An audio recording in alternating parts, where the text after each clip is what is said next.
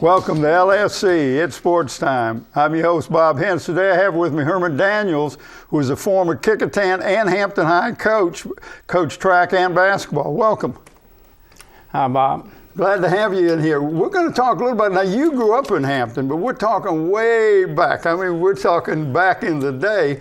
But you grew up in Hampton playing sports at Aberdeen. And talk a little bit about growing up and playing sports in Hampton. Okay, I started off playing sports in Hampton back in the 40s. And schools were separate, black and white. And we had 4 elementary schools in Hampton. Right. It was Aberdeen, Union Street School, Greenbrier, and Phoenix. Those were the 4 elementary schools. But now Phoenix was over on the campus of Hampton University, right? Right. And each elementary school had a basketball team. This one I was in the 6th and 7th grade. Okay. You know. So now, when you were playing basketball back then, did you compete against the other elementary schools? Each elementary school had a team, right. And we played each other twice during the year. Do you remember some of your teammates from back then? Some of my teammates were, well, it was Jesse Spencer, and Greenbrier had a team. Phoenix had a team, which was Clayton Washington, I remember him, and David Ball was on that Phoenix team. Okay, so Clay Washington, now we remember Clay, of course, from being the principal over at Phoebus High School. And then you went on to high school, and at the Phoenix over at Hampton University was 7th through 12th. Yes. All right, so when you were there, what did you do? You football, basketball, track, what? I did football, basketball, and track. And what was you in track? I ran 100, 200, and 400 and all the relay teams. Okay, so you were a sprinter. I was definitely a sprinter. Was that your more calling? You felt like you were was able to do more with the track than you were with the basketball? No, basketball was my best sport. That was your best sport and your best love too, wasn't it? Yeah, I played all my life. And then all season I did track all season. But I didn't get a scholarship in basketball or track. Right, but you went down to North Carolina. North Carolina A&T. Right, now, and that's in Greensboro. Yes. And basically you got a scholarship, but you had to walk on and prove yourself for a year. First year, I walked on and I ran for them, and I beat all the scholarship guys, so that next year they brought me back on a scholarship. Okay, but now you stayed there for 3 years, and then all of a sudden Uncle Sam says, I want you. And you got drafted. Well, at the time, everybody going to college had to go to our ROTC program. I did 2 years of ROTC, and I said, well, I'm tired of getting up 7 o'clock in the morning. So I want to get out of ROTC. I got out of ROTC, and in that same summer, I was called into the service. Wow, and then what did you do? You ended up going down to, where, the Panama? Yeah, I was down to Panama Canal for 2 years. Right. And because of my background and my sports in college, they put me in special service. And so you had to play sports while you were in service? Right. I played baseball, basketball, and ran track. Oh, that was tough duty. Yeah. It's a little different down there too, because the weather's different. It stayed warm most of the time, so you didn't have winter time down there. Fantastic. You can go fishing any day of the week. It was all between 75 and 85 degrees. The weather was fantastic, and that was the best 2 years of my life. Wow, had a great time down there. Great time. Then you come back, and you go back to A&T, and they're not going to give you your scholarship back to you. Did not get my scholarship back. So you had to put yourself through to the last year of college. Right. Oh, wow. So that was kind of tough. Talk a little bit about, after you graduated, you got your degree, and where'd you get your degree in? Got my degree in industrial arts. That was my best subject in high school, so I majored in that. Okay. Industrial arts and technology education. And then what did you do after you graduated? After graduate, I went to New York and worked for the New York City Recreation Department. Okay. I worked up there. I worked for the Recreation Department for about 3 years. And then I said, well, I might as well use my degree and start teaching. So I started teaching at Children's Village in Dobbs Ferry, New York. For a school for emotionally disturbed delinquent boys. I worked there for 3 years. After 3 years there, I wanted to get back into sports, so I went to Mount Vernon High School in Mount Vernon, New York. Okay. And I coached there for 3 years. Okay. Well, let me back up a little bit, and let's go back to A&T, because you had one of your teammates or one of the college mates, Dr. Sam Still, was down there when you were there. And he was very big in getting this station started. Sam Still and I was very close. Sam was here. We did our substitute teaching at the same school, Dudley High School, and he had a car and he drove us back and forth each day. It was a nice friend to have. We had an excellent relationship. Okay, so now in New York, you finally get to Mount Vernon. You get to start coaching, and what are you coaching?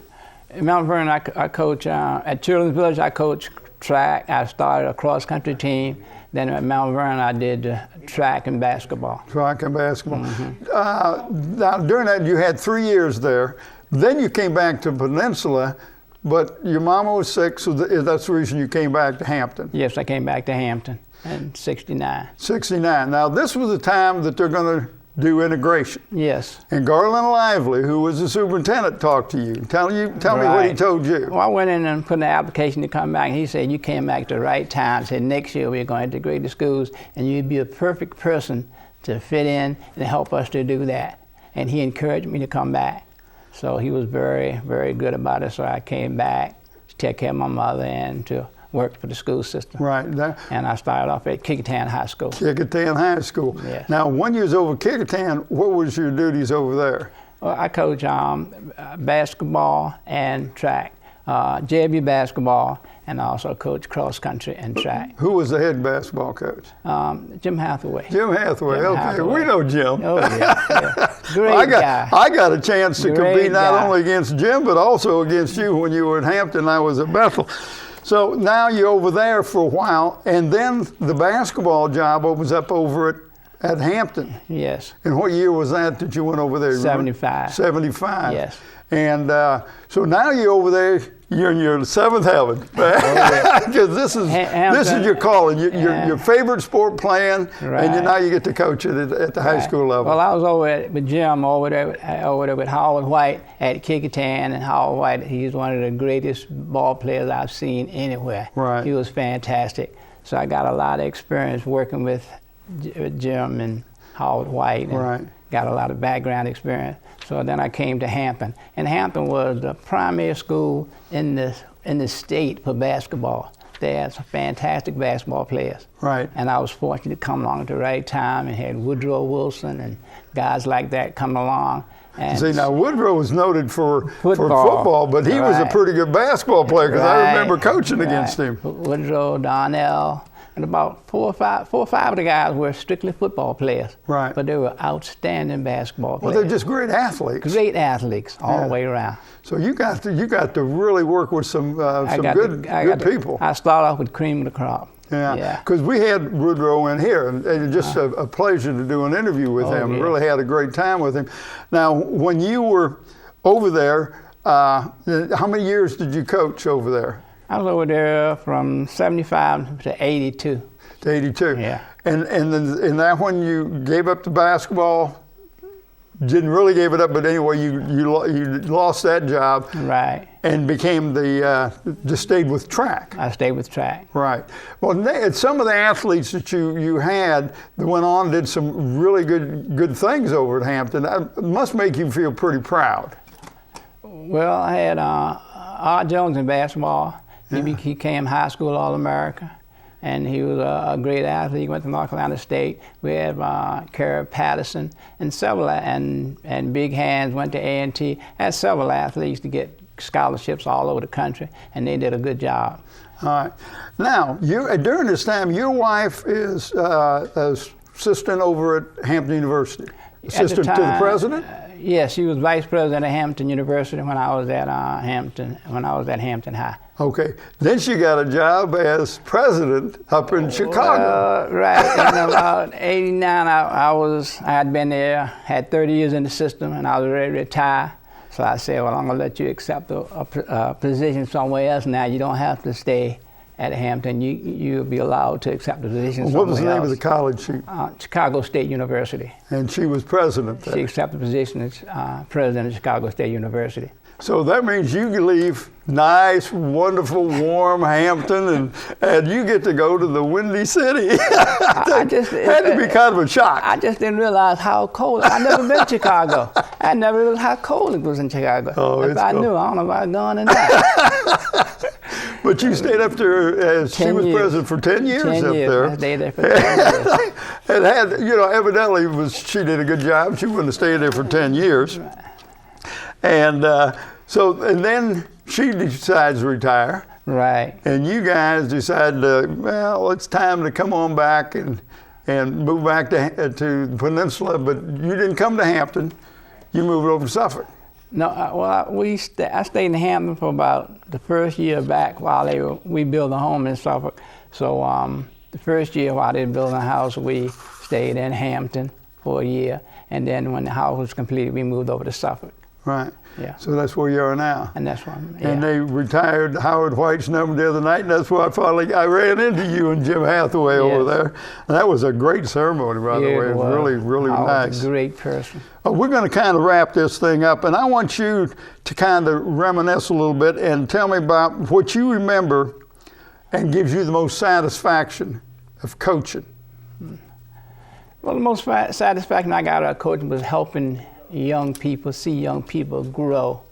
Because I've seen people grow from, like I had a guy, when I was at 5-star camp, I had Michael Jordan at 5-star camp, Isaiah Thomas, John Paxson, and then I had John Paxson on my team at 5-star camp. And 30 years later, he became head coach at the Chicago Bulls. Right. All right. And I was coaching a young man, and this young man was play for the Bulls now, and I had to go over to the Bulls and ask him to help recruit this young man. And this young man was Derrick Rose. Derrick Rose. Yeah, and then I had worked with Paxson 30 years ago at the camp. I said, this young man is as good as you were when you went. I had you at 5-star camp. I said, give him some special consideration because he's a nice kid. He's not the average guy. He said, well, Herman, he said, the press is on me and everybody's on me, but I'm gonna do everything I can to help listen to you and do what you say. And I left Chicago, and I got back, I read where they had recruited him. Wow. And I look back now and say, boy, they made a good choice. They sure did. Well, thank you for coming in. I want to thank you for tuning in to LSC and Sports Time. I want to thank our special guest, Herman Daniels. I'm your host, Bob Hintz. Until next time,